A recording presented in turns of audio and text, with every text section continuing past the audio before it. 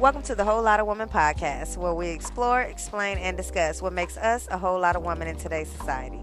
I created the Whole Lotta Woman brand to embrace the 4 traits that I feel make someone a whole lot of woman in today's world, and those are beauty, brain, strength, and standards. We'll be covering a variety of topics from relationships to real estate. If you would like to join this sisterhood, please subscribe, share with a friend, and stay tuned for more. I won't be defined, stars are aligned. What's for me is mine. I'm a whole lot of woman. I'm a whole lot of. I've been refined, beauty's divine. All things in God's time. I'm a whole lot of woman. I'm a whole lot of woman. This for all my women, 'cause you're a whole lot of woman. I'm a whole lot of woman. I'm a whole lot of woman. This for all my women, 'cause you're a whole lot of woman. Welcome to episode 6 of the Whole Lotta Woman podcast. This week we are covering the standard segment of leveling up. Before we do that, I want to thank everyone for tuning in and everyone who submitted forms to be nominated for Whole Lotta Woman of the Week. And for anybody else who wants to be nominated, the link to the form is going to be in the description notes for any ladies that want to be featured. And don't forget to rate and review the podcast on whatever platform you're listening on. It really helps me out a lot. Last but not least, don't forget to check out the YouTube channel, and I'll put that link in the show notes as well. All right, now let's get into the show. Okay, so what I want to talk about today as far as setting a standard for your level up journey is with your friend groups and your family, because these are the people that you come into contact with every day and that you talk to the most. So I want you guys to create a list of deal breakers just like you would with a romantic relationship, and use these deal breakers to evaluate who to keep close and who you need to cut off or keep at a distance. For example, like, if you got somebody that never has anything positive to say to you, they always judging you for your you or your life choices. Every time you come into contact with them, they just have something negative to say. They're never considerate of your feelings. People that give you silent treatments because they can't get what they want out of you. People that hold no accountability for when they do you wrong, or just when they're in the wrong, period. And people that whose presence just makes you anxious. Like, you don't have to be in the presence of those people. You don't have to deal with that kind of stuff. And you may not even realize that certain things are affecting you mentally in a negative way until you remove them from your life, and now it's like a breath of fresh air. So take the time to seriously evaluate the people in your circle and figure out if they are for you or against you. And even if you can't cut these people off cold turkey, because they might live with you, they might be a family member or something like that, or even a roommate, be aware of their motives when you deal with them. Just always keep an eye open for them. Sometimes their motives might be just to hurt your feelings or to get you to do something, or give them something, just to get something out of you. And don't be fooled when they nice to you either, because they're only doing that to get something. Like, I got a homegirl, she works at Facebook, and her estranged brother done popped up out the blue, basically trying to, I heard you work at Facebook. Yeah, I do. What about it? No, you don't get to come around when I got something that benefits you. You know what I'm saying? Like, you gotta know and recognize those kind of people, because soon as you give those type of people what they want, they're gonna give you their butt to kiss, and it's gonna be like you never did anything for them, and they will tell you, you never did nothing for me. I did this by myself. I got hit by myself on my own, and you gonna be sitting there with your mouth on the floor, looking like, are you kidding me? Thinking that you was gonna get some gratitude out of it. No, everybody ain't grateful. And you got to recognize the people that aren't grateful. And so once you recognize what they actually want from you, don't give it to them. Even if it's just a simple upset reaction, like they just trying to get you upset, be happy. You know what I'm saying? Laugh. If you want to make me cry, I'm going to laugh. I'm not going to give you the reaction that you want. And some people just want to suck your energy out to gain some for themselves that makes them feel better, draining you of your energy. Those are energy vampires. And I'll be posting a list of the 6 different types of energy vampires on the podcast Facebook page.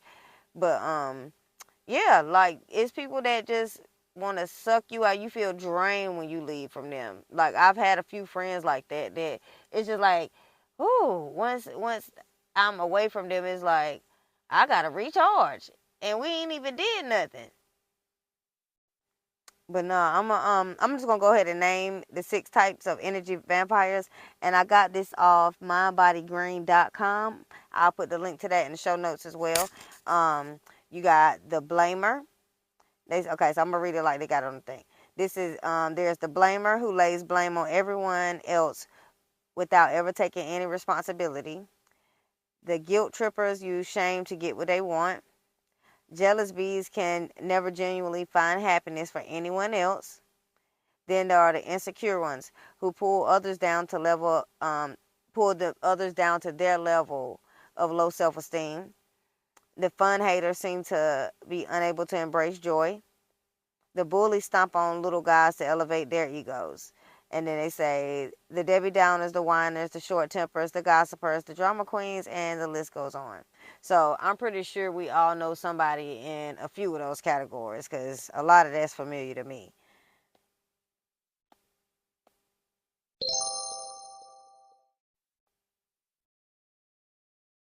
Okay, so now let's talk about self-standards.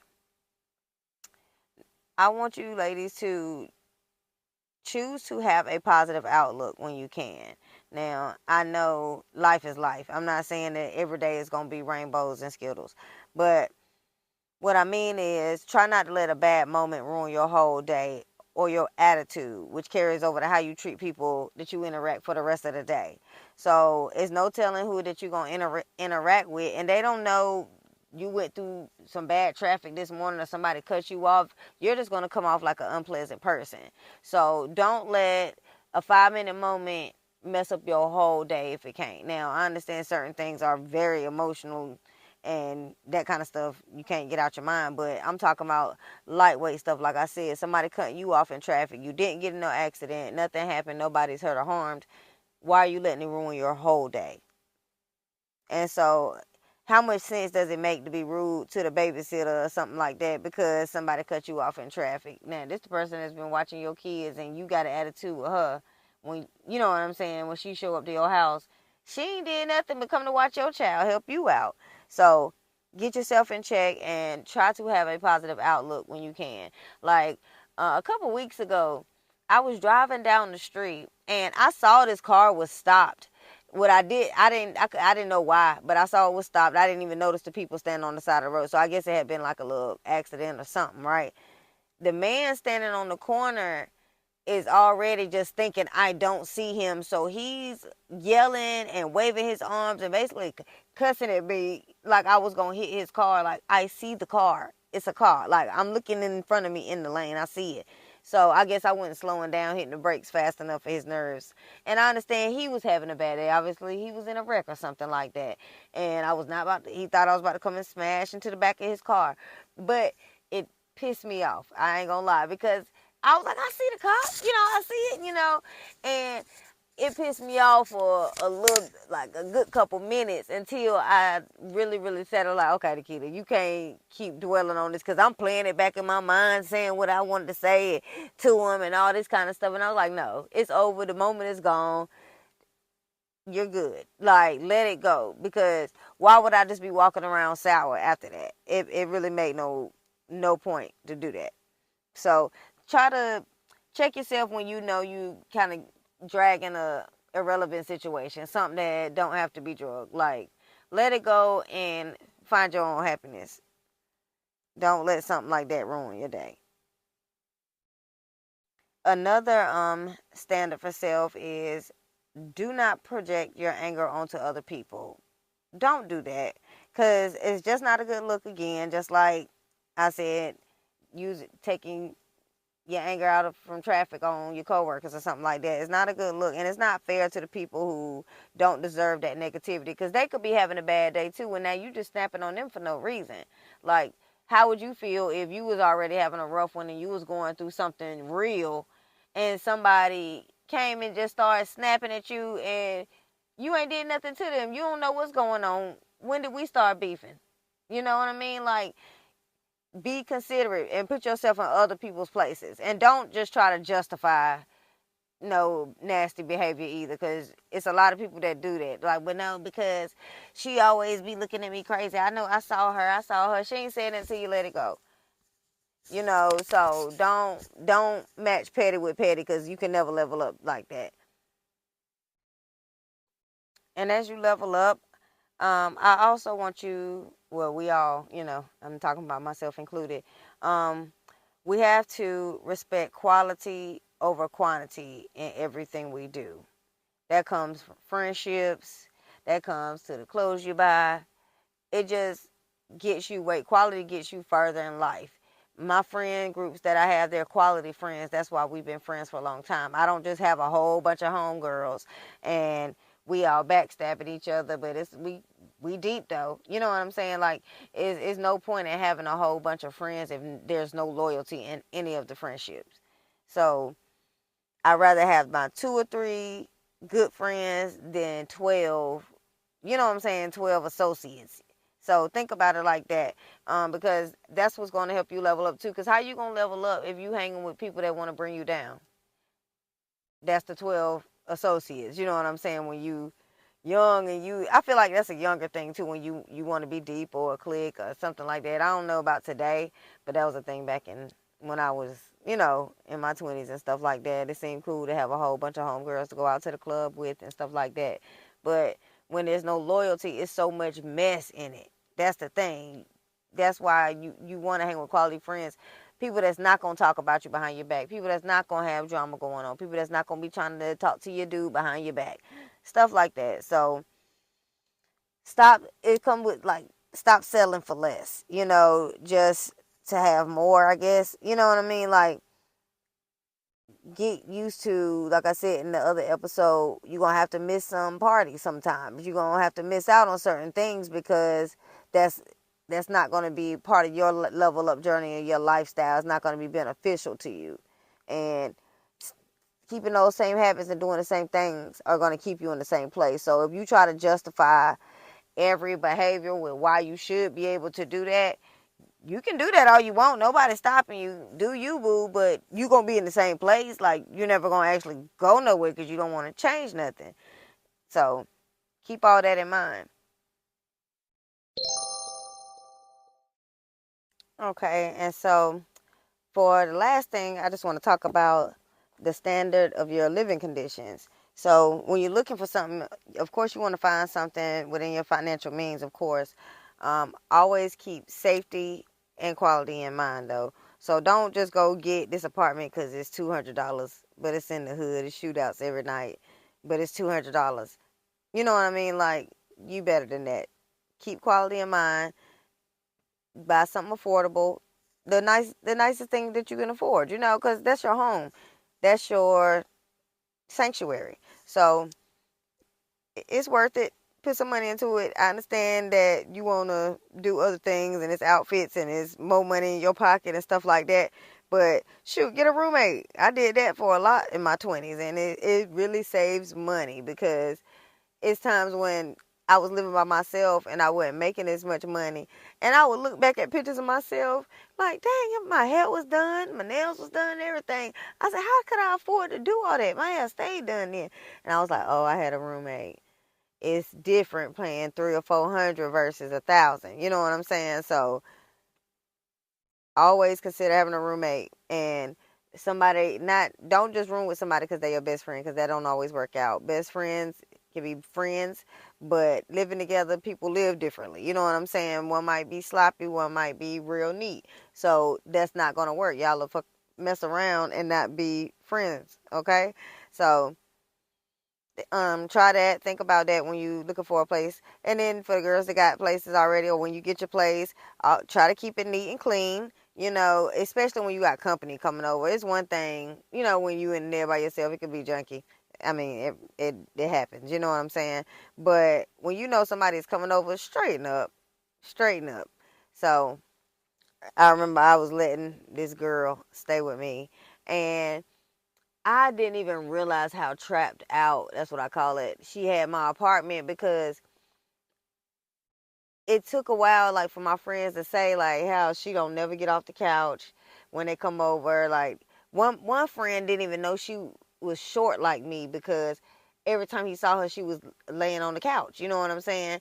It went to his like third or fourth visit. She actually got up to hug him, but you got the pillow stacked over here. You laid out. You got your snacks and all this kind of stuff on the table, and it was just too much. You know what I'm saying?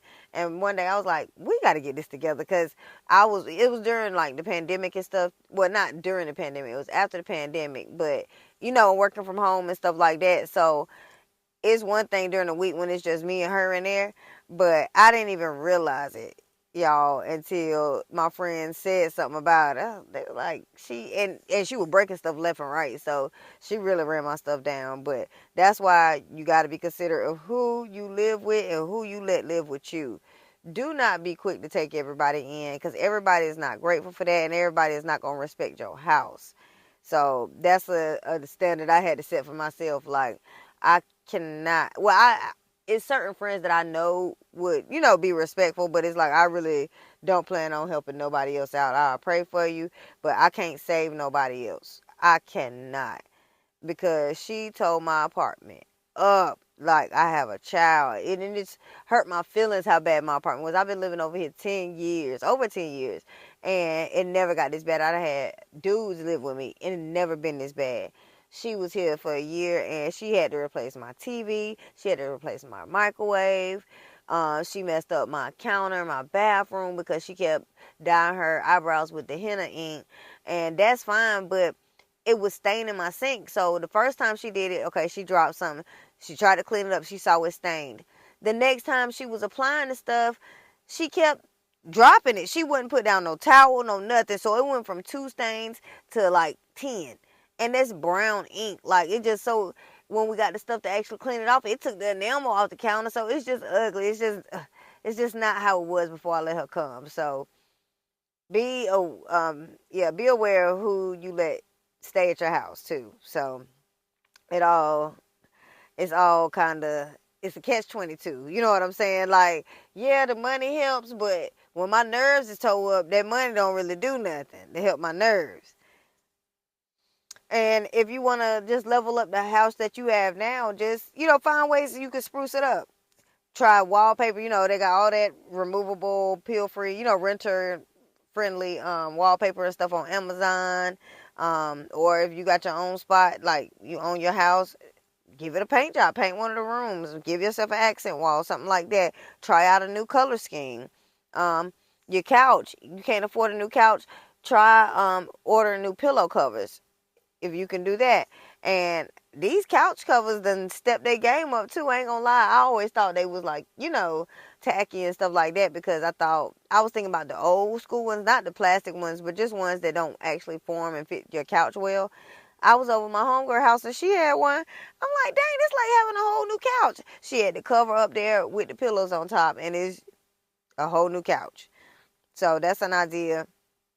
Um, and if you want to start buying new pieces, and you could do that one at a time. Like me personally, when I wanted to switch my bedroom from like having all this wood and, wood nightstand, wood headboard, I wanted something more cute and girly. I just started doing it one at a time. Okay, boom. Bought a new headboard off Wayfair. Got the other one picked up. And this is a tip for y'all. Salvation Army pickup. They'll pick up furniture and stuff like that along with clothes. So when I wanted to get rid of my headboard, I just signed myself up for a pickup, and they came and picked up the headboard. I ain't have to take it downstairs. 2 men came and got it, and it was out of my way. And my new headboard was up, and I ended up getting me a nice nightstand. But I just did it piece by piece. You don't have to do it all at one time.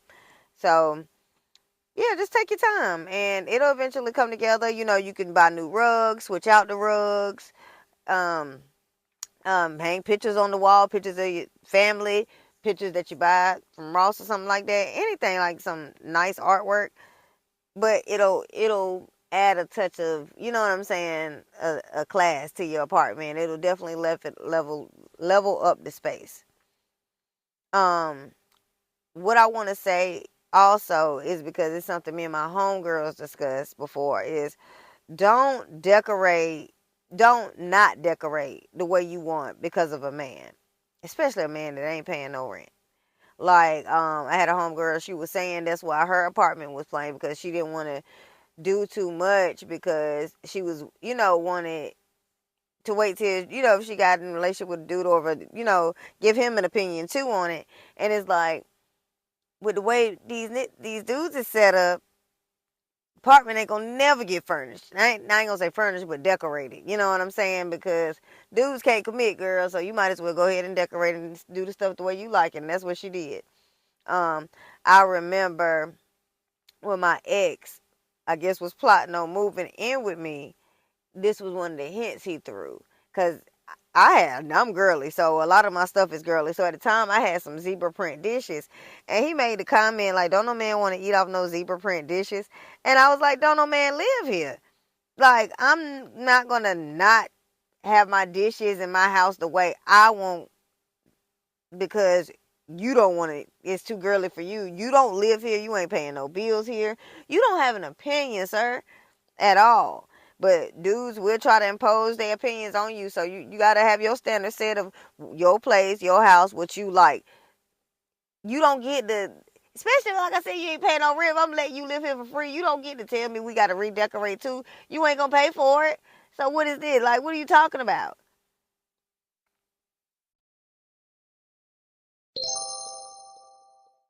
All right, that's it for episode 6 of the standard segment on how to level up. Thank you all for listening and being a part of this growing community. I really appreciate it.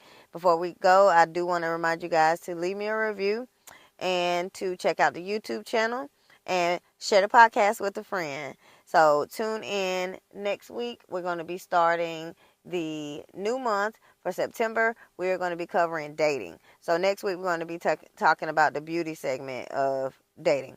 All right. Thank you so much for tuning into the Whole Lot of Woman podcast. And always remember, beauty, brain, strength, and standards are what make you a whole lot of woman.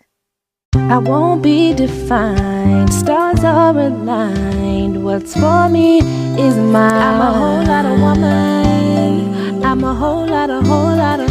I've been refined. Beauty's divine. All things in God's time.